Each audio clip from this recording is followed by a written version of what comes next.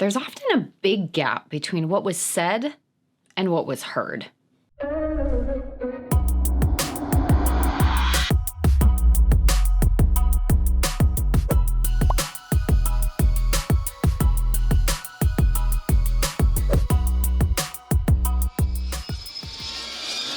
Hey everyone, how's it going? I'm Kira Wackett. Thanks for joining me for another video as we work to empower and equip you with the confidence and skills to write your story so that you can live a life on purpose. Today we're going to be talking about the idea of intention versus perception. Or more plainly, we're going to look into why sometimes what we say isn't what others hear. We've all been on both sides of this experience. We've said something that in our minds was very clear and direct, only to have someone else hear it in an entirely different way, feeling hurt, disconnected, or confused. And on the flip side, we've all had someone say something to us that no matter how clear or kind or open they think they're being, only leaves us feeling uncertain, wronged, or defensive. These disconnects can often lead to tension or rupture in relationships and missteps and mistakes in production and application. The difference lies in two distinct concepts: intention and perception, or what was said versus what was heard. The first time I experienced this professionally, I was in my master's program. We were doing a practical experience where we provided a set number of sessions to undergraduate students so that they could get some extra credit. Now, I felt like I was kicking it out of the park in my sessions with my client. Every week she seemed to connect with me and was sharing a lot. Then in one session, she came in and told me how much I had helped her, and that when I told her X, it was the most helpful thing and allowed her to let go of some of her distress and really see things in a certain light. Now this sounds great, right? Who doesn't want to hear that they're amazing? The problem was that what she thought I said wasn't what I said. What she retold to me was something I can say with absolute certainty I would never say out loud. It was a statement that went against my values and wasn't therapeutic in any nature. She heard what she was looking to hear for her own story. Now, when this happened, I panicked. In your master's training, therapy is conducted using a two-way mirror, so my professor was watching this interaction in real time. And of course, my shame ran in as soon as she made her comment and started screaming that I should drop out of the program immediately and that, in fact, I was the worst therapist ever. Now, while that urge was enticing, I had to stick it out. What could I really do in that moment? So we finished our session, which was mostly just awkward and me in my head, and then she left. When I walked out of the room and into the viewing area, my professor was smiling. Part of me was angry. I just had this terrible experience and you're just sitting here smiling at me? And then she said, "You just got your first lesson in control."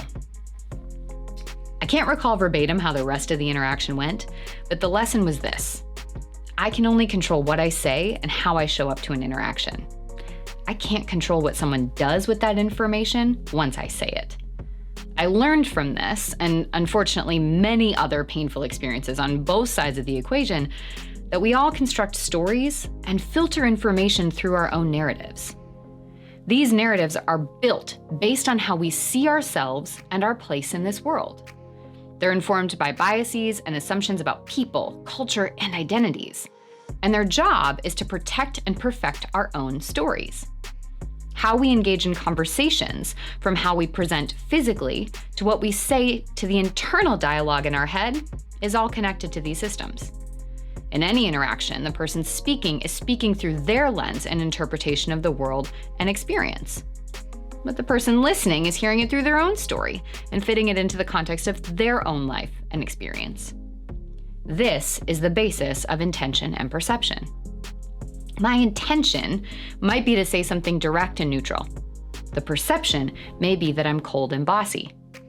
Your intention might be to compliment me, but my perception may be that you're giving me a sarcastic putdown. My intention might be to tell you how I feel and why I'm struggling. Your perception might be that I'm blaming you for my experiences.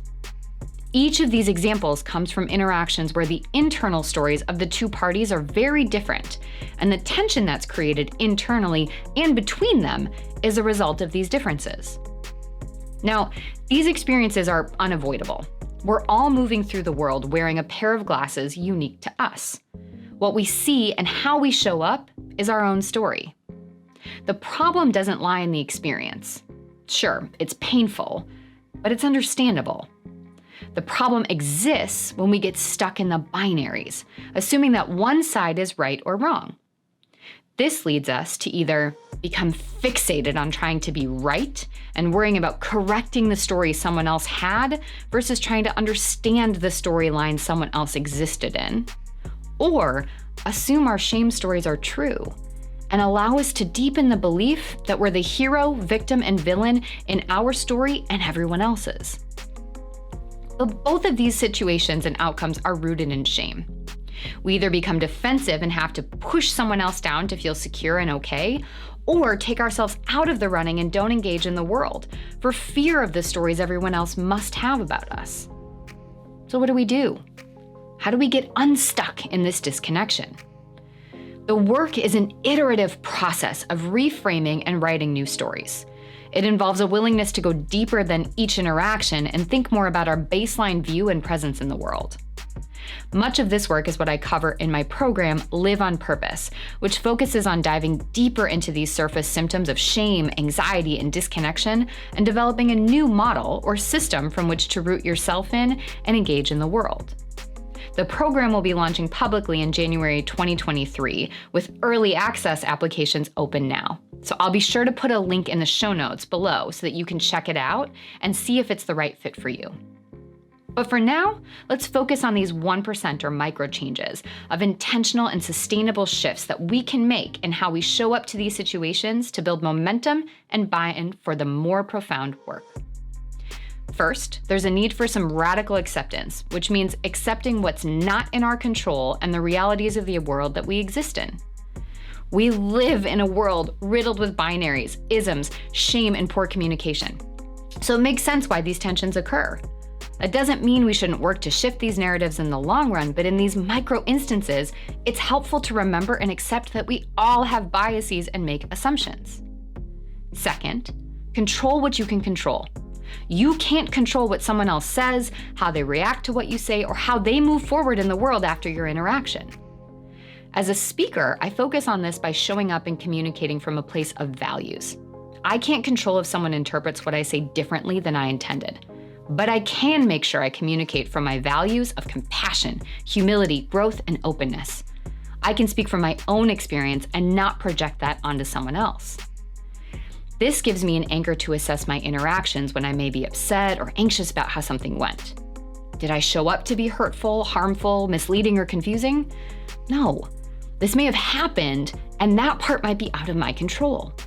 But I can decide to show up in my values in any follow-up discussion and see how someone might have taken something in a certain way. As a listener, the most significant power I have in any situation is whether I react or respond to what someone says and how I integrate that into my story. Whenever I hear something that triggers my shame, I try to pause and invite myself to think of at least 3 intentions besides my assumption and what the person was trying to say or the effect they wanted it to have. I validate that my reaction will be to jump to a story of shame and defense as this is what I've known, and then ask myself how I want to show up in the interaction, even if my assumptions or interpretations are true. I can only control how I show up, and similar to being the speaker, no matter how someone else engages, I can choose to root my actions and responses in my values. Third, be curious. Rather than dig your heels in, get enticed by the other side of the water and see if you can build a bridge to connection. One of my favorite lines from Ted Lasso is when he's having a particularly hard interaction with another coach. And instead of getting defensive, especially when up to this point, we've all wanted to slap the other character and call him out for being a jerk, he simply asks, "What do I have to learn here?" You may not like someone else's story or the character that you play in it, but you can't presume to know it without asking them first. And fourth, talk about it. As the speaker, ask someone to share how they heard what you're saying with you. Invite clarification using phrases like, "What questions do you have?" And make statements that validate that there may be confusion, such as, "I know that was a lot. Tell me what you heard in that and what's coming up for you. You can also share your intentions directly. Suppose I'm working on being more direct and eliminating fluff in how I talk. In that case, I can tell the other person I'm working on being more explicit in how I communicate, which I know can be a change from how I've communicated in the past. This allows me to offset that possibility of somebody else personalizing the interaction up front and focuses on my growth and humility versus their shame. As the listener, I can try things like the following. When you said blank, I heard or interpreted it as blank. Do I have that right?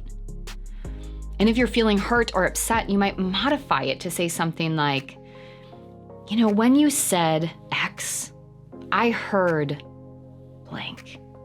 The story I then told myself was blank, which made me feel upset or hurt or whatever that is. And I wanted to check this out with you to see if this is what you meant.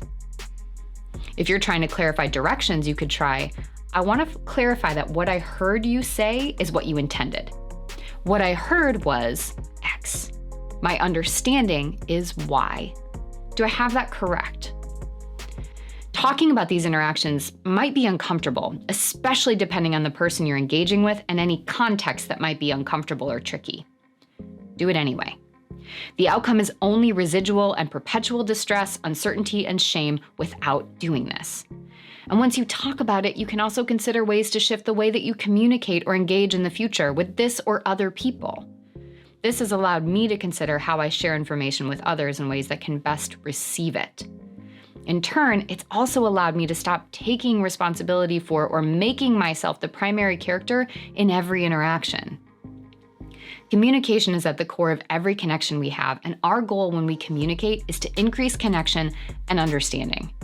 Remember that, and know that by taking these steps, you're allowing yourself the possibility of doing so. Now it's your turn. What's one thing that you're going to take from this episode and begin to apply to your life today? And as you all know, writing things down and sharing them out loud is one of the best ways to increase our buy-in and reinforce the work we're doing. So leave a comment below with your next steps, takeaways, and of course, questions or ideas you have for me so that I can best support you in your journey. Be sure to take a look at the video notes to access any resources that maybe I mentioned throughout the video or I think could be particularly helpful for you to go deeper on these topics of radical acceptance or shame or some of the other components around thought reframe and distress tolerance. If you like what you're hearing, be sure to subscribe to save yourself the time and energy of having to check back for new content and get an alert whenever there's new awesomeness to check out. And if you love all things Adversity Rising, be sure to sign up for my email list, where I share exclusive content that I don't put out anywhere else. There's a link in the show notes for you to get to that as well. Thank you so much for being here with me today. And remember, you have the right to author your own story. Let's get that pen back. See you next time.